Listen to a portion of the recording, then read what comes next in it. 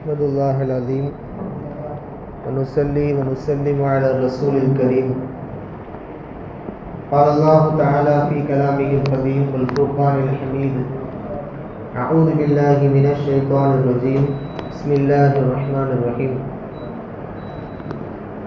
قل إن كنتم تحبون الله فاتبعوني يحببكم الله. صدق الله العظيم. சங்கைக்குரிய ஜமாத்தார்களே, குர்ஆனில் அல்லாஹ் இறக்கிய எல்லா சூறாக்களும் தனித்தனி சிறப்பு வாய்ந்ததாக இருந்தாலும் அந்த வரிசையில் மிக முக்கியமான சூறா இன்று ஓதப்பட்ட சூறா சூரத்துல் வாக்கியா. இந்த சூரத்துல் வாக்கியா நிறைய தனி சிறப்பு பெற்ற ஒரு சூறாவாக இருக்கின்றது. சூரத்துல் வாக்கியாவை பொறுத்தவரை ஒரு சில குறிப்புகள் நம்மை மெய் சிலிர்க்க வைக்கும். மக்காவில் இறங்கிய ஒரு சூறா, 96 வசனங்களை கொண்ட ஒரு சூறா. ஏன் இந்த சூறாவுக்கு அல்லாஹ் சூரத்துல் வாக்கியா என்று பெயர் சூட்ட வேண்டும்? சூரத்துல் வாக்கியா, வாக்கியா என்றால் நிகழ்வு என்று அர்த்தம். என்ன நிகழ்வு இதிலே சொல்லப்பட்டுள்ளது? மறுமை சார்ந்த நிகழ்வு. கியாமத்து நாளில் என்னவெல்லாம் நடக்கும், மனிதர்கள் எப்படியெல்லாம் கியாமத்தை சந்திப்பார்கள், கியாமத்தினுடைய அந்த அதிரி புதிரிகள் எப்படியெல்லாம் இருக்கும் என்பது குறித்த விஷயம் இந்த சூறாவிலே தெல்ல தெளிவாக சொல்லப்பட்டிருக்கிறது. இதையெல்லாம் மைய கருத்தாக கொண்டுதான் சூரத்துல் வாக்கியாவுக்கு நிகழ்வு என்ற பெயர் வந்தது. இந்த சூரத்துல் வாக்கியா குர்ஆனில் மொத்தம் 7 சூறாக்கள் இதா என்ற எழுத்தோடு ஆரம்பிக்கின்றது. இதா இதா வகஅத்தில் வாக்கியா, இதஸ் ஸமாஉல் ஃபதரத், இதஸ் ஷம்ஸு குவிரத், இப்படின்னு இதாவை கொண்டு ஆரம்பிக்கிற சூறா குர்ஆனில் மொத்தம் 7. அந்த 7இல் முதல் சூறா இந்த சூரத்துல் வாக்கியா. சூரத்துல் வாக்கியாவுக்கு இன்னொரு பெயர் இருக்கு, சூரத்துல் கினா அப்படின்னு சொல்லுவாங்க. கினா என்றால் பணக்கார தன்மை, பணக்காரன் அப்படின்னு அர்த்தம். ஏன் இந்த சூறாவுக்கு இந்த பேர் வைக்கணும்? ஒரு சூறாவுக்கு ஒரு நேம் இருக்கு அப்படின்னா ஒரு தனி சிறப்பு, ஒரு தனி பேர் ஒன்று வைப்பாங்க. இப்போ ரசூலுல்லாஹ் வச்ச ஒரு தனி பேர் என்ன? சூரத்துல் வாக்கியான்றது அசல் நேமு, அசல் பேர். இந்த அசல் பேர் போக இதற்கு சூரத்துல் கினா என்ற பேர் உண்டு, பணக்கார சூறா அப்படின்னு. இப்போ ரசூலுல்லாஹோட ஒரு ஹதீஸ், யார் சூரத்துல் வாக்கியாவை ஓதுவாரோ, மன் கரஅ சூரத்துல் வாக்கியா ஃபீ குல்லி லைலா லம் துசிபுஹு ஃபாக்கத்துன் அபதா. ஒவ்வொரு இரவிலும் யார் சூரத்துல் வாக்கியாவை ஓதுவாரோ அவரை வறுமை அண்டாது. இது ரசூலுடைய வாக்கு. அப்போ சூரத்துல் வாக்கியாவை யார் ஓதுவாரோ அவருக்கு வறுமையே ஏற்படாது, அவர் பணக்காரனாக மாறிவிடுவார் ஒரு சில காலத்தில் அல்லாஹ்வுடைய நாட்டத்தின் அடிப்படையில். அப்படின்றதுனால இந்த சூறாவுக்கு இன்னொரு பேர் என்னன்னா பணக்கார சூறான்னு பேர் வச்சாங்க. உங்களுக்குரிய மக்களே, சூரத்துல் வாக்கியா ஒரு தனி சிறப்பு வாய்ந்தது உண்மையிலேயே. இதில் அல்லாஹ் சொல்லக்கூடிய மறுமை சார்ந்த நிகழ்வுகள் நீங்கள் தர்ஜுமா எடுத்து வாசித்து பார்க்கலாம். சூரத்துல் வாக்கியாவை நம்ம படித்து பார்க்கும்போதே நம்முடைய உள்ளமெல்லாம் அதிர்ச்சிக்குள்ளார்கள். கியாமத்தில் ஒரு மனுஷன் என்னென்னலாம் பார்ப்பான் அப்படின்றது விஷயம் இருக்கு இல்லையா, மறுமையில் என்னெல்லாம் அவன் சந்திப்பான் அப்படின்ற விஷயத்தை அங்கே தெல்ல தெளிவாக வசனங்கள் போட்டிருப்பாங்க. வாய்ப்பு கிடைக்கும்போது எடுத்து படித்து பாருங்கள். இப்போ ரொம்ப ஒரு அதிர்ச்சிக்கு உண்டான மறுமையின் நிகழ்வை, கியாமத்தின் நிகழ்வை நம் கண் முன்னே நிறுத்தக்கூடிய ஒரு சூறா. ரசூலுல்லாஹ் முதல் முறையாக அவங்களுக்கு நிறைக்குது. முதல் முறையாக ரசூலுல்லாஹ்வுக்கு நரைச்ச முடி வருது. எங்கே திரும்ப வருது? இந்த உதட்டுக்கு கீழே முடி இருக்கா இல்லையா, இப்படி பிடிக்கலாம்ல, இந்த முடி ஃபஸ்ட்டு நிறைக்குது. அதுக்கடுத்து பார்த்தோன்னா இந்த சைடில் உள்ள முடி, நெற்றியினுடைய வலது இடது மேலே உள்ள இந்த முடி ரசூலுல்லாஹ்வுக்கு நரைச்சி போகுது.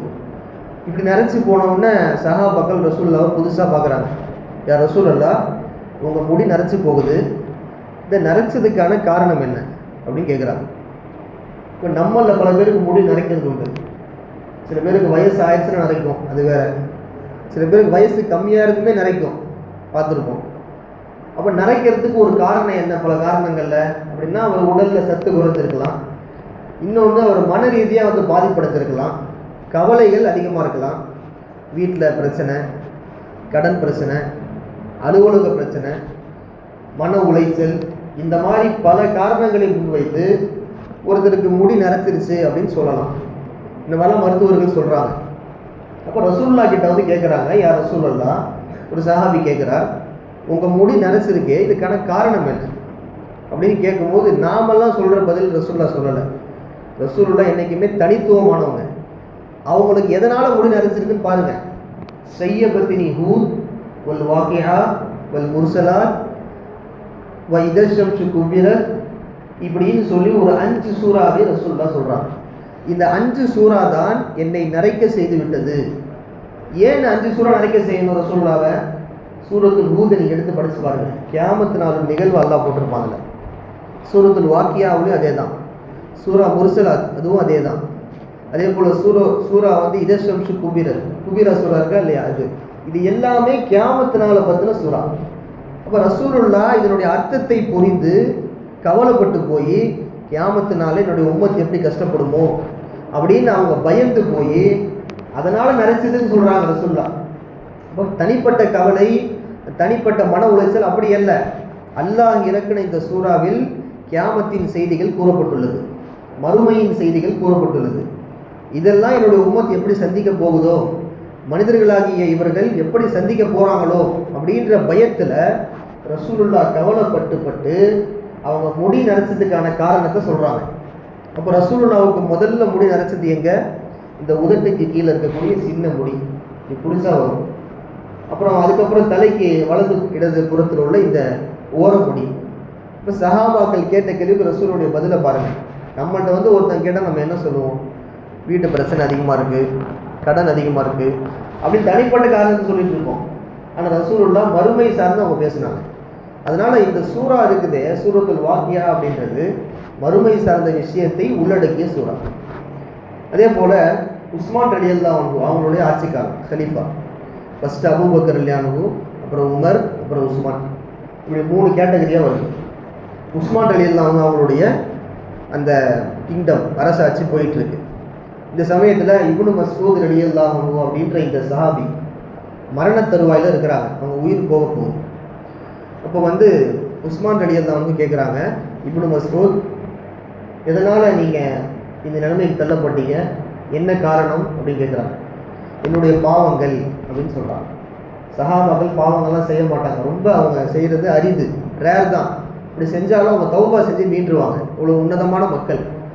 அப்போ என்னுடைய பாவத்தை நினச்சா எனக்கு பயமாக இருக்குது அப்படின்னு சொல்கிறாங்க.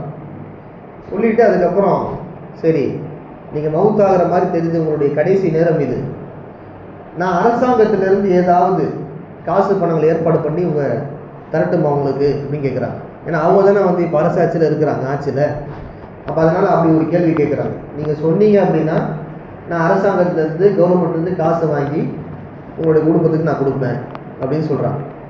இப்போ இப்னு மஸ்ஊத் சொல்கிறாங்க, காசை பற்றின எந்த கவலையும் எனக்கு இல்லை, ஏன்ட்ட இப்போ காசும் இல்லை உங்களுக்கு இல்லைனாலும் நீங்கள் வஃபாத் ஆனதுக்கு பின்னாடி உங்கள் பிள்ளைகள் பயன்படுத்துவாங்க அந்த காசை, உங்கள் பெண் பிள்ளைகள், அவங்களுக்கு அது ரொம்ப பயன்படும், நான் காசு ஏற்பாடு பண்ணி தரேன் அப்படின்னு உஸ்மான் ரலியல்லாஹு சொல்லும்போது அவங்க சொல்கிறாங்க பதில். அந்த பதில் தான் நமக்கான பதில். என்ன சொல்கிறாங்க? என் பெண் பிள்ளைகளுக்கு நான் சூரத்துல் வாக்கியாவை கற்றுக் கொடுத்துள்ளேன், அவங்கள தினமும் நான் ஓத சொல்லியிருக்கிறேன், அவர்கள் அதை ஓதிக்கொண்டிருக்கும் காலமெல்லாம் வறுமை அவங்களுக்கு வரவே வராது அப்படின்னு ஒரு பதிலை சொல்கிறாங்க. ரசூலுல்லாஹ் சொன்ன அந்த ஹதீஸை மறுபடியும் சொல்கிறாங்க. மன் கரஅ சூரத்துல் வாக்கியா ஃபி குல்லி லைலா, யார் ஒவ்வொரு நாளும் சூரத்துல் வாக்கியாவை ஓதுவாரோ லம் துசிபுஹு ஃபாக்கத்துன் அபதா, அவருக்கு வறுமை என்ற ஒரு விஷயமே ஏற்படாது அப்படின்னு உஸ்மான் ரலியல்லாஹு அன்ஹு அவங்கள்ட்ட மரண தருவாயில் துடித்து கொண்டிருக்கின்ற இப்னு மஸ்ஊத் சொல்லுகிறார் என்றால் கொஞ்சம் யோசித்து பாருங்கள். சூரத்துல் வாக்கியாவினுடைய பலன் இதுதான்.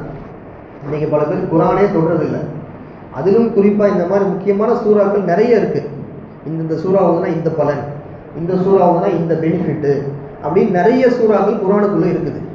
ஆனால் அது யாருமே நம்ம கண்டுக்கிறது இல்லை அப்படின்றது நம்முடைய மிகப்பெரிய ஒரு கை சேதம் அப்படின்றத நம்ம நல்லா புரிஞ்சுக்கணும். இப்படிப்பட்ட சூரத்துல் வாக்கியாவை இன்று ஓதப்பட்ட சூறா, இதை நாம் தினசரி வாழ்க்கையில் இன்றிலிருந்து இன்றைக்கி நைட்டே தொடங்கிடணும் இன்ஷா அல்லாஹ். ஓதுறதுக்கு ரொம்பலாம் இல்லை, ஒரு 3 நிமிஷம் 4 நிமிஷம் அவ்வளோதான். பொறுமையாக ஓதுனீங்கன்னா மகரஜெலாம் தெளிவாக வச்சு நீங்கள் ஓதுனீங்க அப்படின்னா ஒரு 5 நிமிஷத்துக்குள்ளே தான் ஆகும். தினமும் இதை ஓதிட்டு படுங்க, உங்களுடைய லைஃப் வந்து சேஞ்சிங்னு நீங்கள் பார்ப்பீங்க. உங்களோட வறுமை உங்களுக்கு வரவே வராது. ஒரு கால் வறுமை வந்தாலும் நீங்கள் கூடிய விரைவில் அல்லாஹ்வின் நாட்டத்தால் ஒரு நல்ல நிலையை அடைவீர்கள். அதற்கு இந்த சூரா காரணமாக அமையும். இதற்குரிய மக்களே, இப்படிப்பட்ட சூரத்துல் வாக்கியாவை நாமும் ஓதி நம்முடைய சந்ததிகளுக்கும் ஓத கற்றுக் கொடுத்து நம்முடைய நண்பர்கள், அக்கம் பக்கத்து வீட்டார்கள் தீனை எடுத்து கொண்டு போய் அவர்களுக்கு சேர்ப்பதற்கு இறைவன் உங்களையும் என்னையும் காரணமாக ஆக்குவானாக. வாஹிர் தஅவானா அல்ஹம்துலில்லாஹி ரப்பில் ஆலமீன். அஸ்ஸலாமு அலைக்கும் வரஹ்மத்துல்லாஹி வபரகாத்துஹு.